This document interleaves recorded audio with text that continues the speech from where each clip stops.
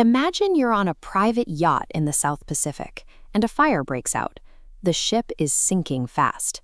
You and the crew are piling into a small rubber life raft, and you have 10 seconds to grab supplies from the cabin before the water takes them.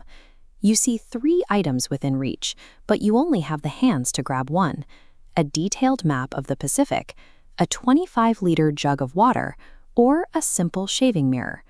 The standard human instinct is to reach for the map. We want to know exactly where we are, calculate the distance to the nearest landmass, and start plotting a course to get there. It feels like the logical first step to taking control of the crisis.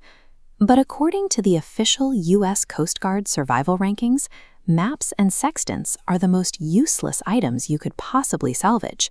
On a scale of 1 to 15, they plummeted to the very bottom.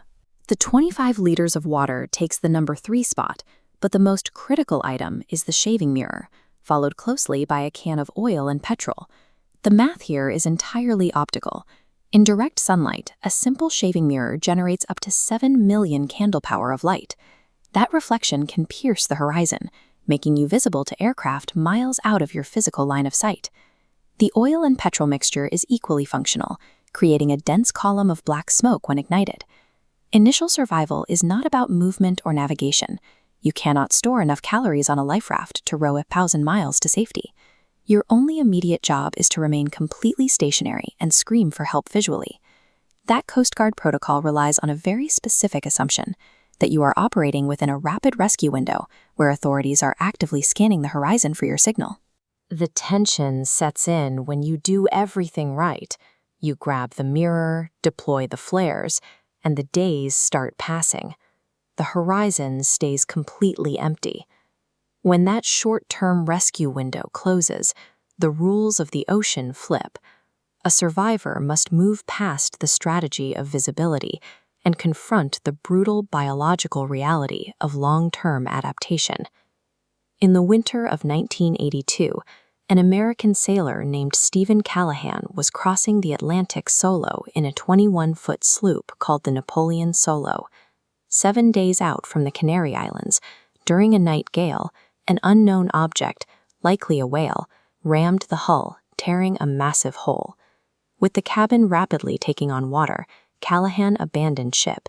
He threw himself into a 6-person Avon inflatable life raft, managing to dive back into the sinking wreckage just long enough to salvage a sleeping bag, a spear gun, and a specialized emergency kit.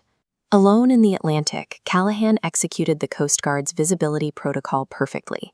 He deployed his flares and activated his EPIRB, an emergency position indicating radio beacon. But the technology failed him.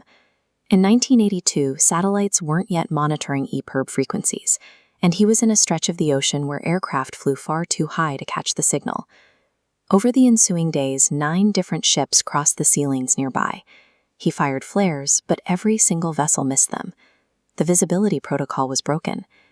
Callahan realized that if he kept rationing his tiny food supply and waiting for someone to notice his raft, he would eventually die. He turned his attention to the secondary items in his kit, the gear required to sustain life in a saltwater void. The most pressing problem was severe dehydration. His kit included 3 solar stills designed to convert saltwater into condensation. But these stills were early World War II prototypes, packed without an instruction manual.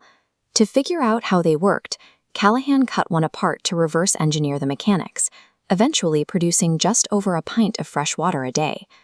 As the raft drifted westward on the South Equatorial Current, the underside of the rubber became a floating reef, gathering algae and barnacles. This drew in smaller fish, which in turn attracted birds and larger predators. An entire micro-ecosystem was now tracking him across the ocean. Callahan integrated himself into that food chain as an aquatic caveman. Using a short spear gun, he actively hunted the ecosystem swirling beneath him, pulling fast, heavy triggerfish and massive mahi-mahi directly out of the water. Callahan treated the raft as a working vessel rather than a waiting room.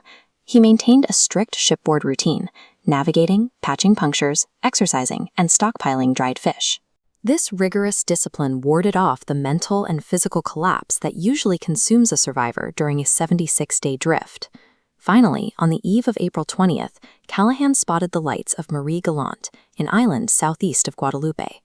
On his 76th day afloat, local fishermen pulled him from the water just offshore. The fishermen who found him weren't looking for a high-tech mirror flash or Coast Guard-approved flare. They sailed out to the raft because they noticed a massive flock of birds hovering over a single spot in the water, drawn there by the rich ecosystem Callahan's survival had cultivated. Surviving 76 days at sea, or in the case of sailor Poon Lim, an incredible 133 days adrift, requires a radically different toolkit than the one prescribed for a 10-minute emergency window. Enduring a shipwreck requires two contradicting mindsets. You must start by screaming for help as a lost traveler, but if no one hears you, you must abandon the concept of rescue and adapt to become the apex predator of a new, brutal environment.